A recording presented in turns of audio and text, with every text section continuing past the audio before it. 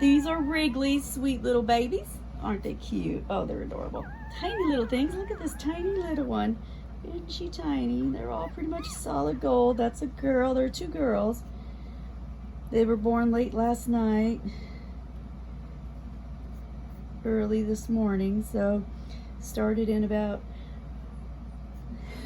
shortly before midnight. So I'm just going to put their birth date as today. So we'll have this.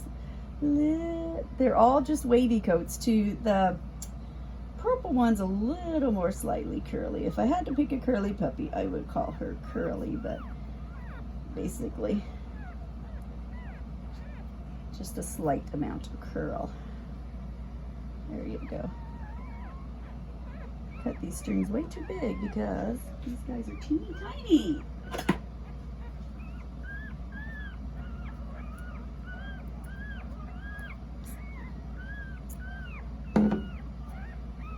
Oh, you guys are so cute. You're curling up to stay warm.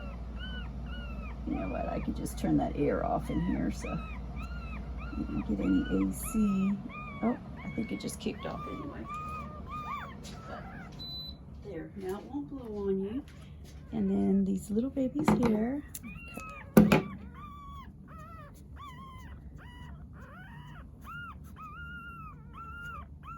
So, I mean, they're all going to have the same cute little adorable look.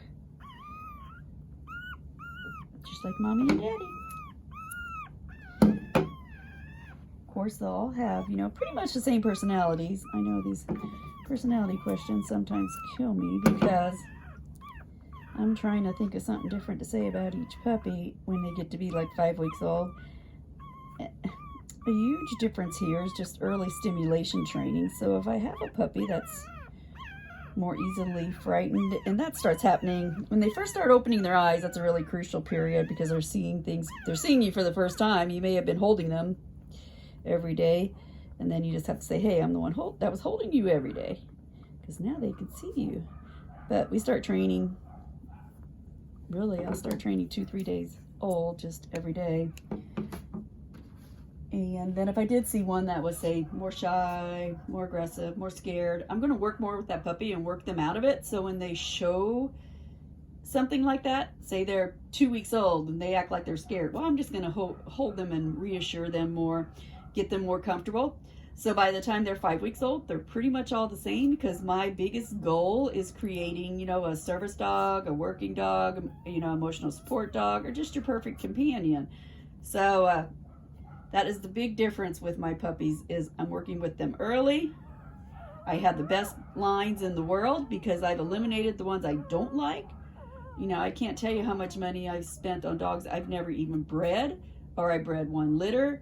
And I will tell you, if I have a dog, I mean, you know, I can talk to these breeders that tell me they're the best dogs in the world. And then I get a dog from them.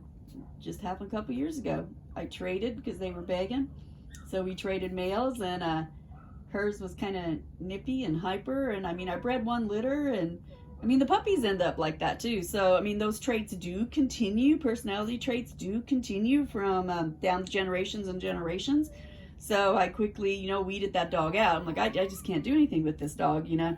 And people are loving him. I mean, they're calling back, but it just wasn't the perfection goal that I wanted, you know, and they're calling back wanting more offspring from him. But I eliminated him and just did away with him right away.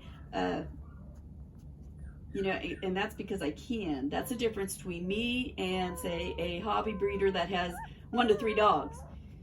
They've kept them, they've gone through their testing, they spent a lot of money on these dogs just to even get ready to breed them if they are doing testing. And then at that point, if they don't like the puppies or they don't like something about the dog, they have to breed them anyhow. And they continue breeding them because they don't want to buy another dog, or they don't have space in their house, or financially they can't afford another dog. So they keep breeding those bad lines because they can't afford to remove a dog from their program. Or they're going to sell that dog as a breeding dog to make money back out of it, and another breeder buys it just because it's quick money. You know, they can have a litter in a couple months, and then again, they're passing on those bad traits. So when you're coming to Hilltop Pups for a puppy, you've got the best lines in the world. We've already weeded out all those undesirable traits and kept only the best of the best and the highest quality, and that's why we are what we are and we're so successful. But welcome to Wrigley's litter. I'll get some still shots of them and get them back to their mom.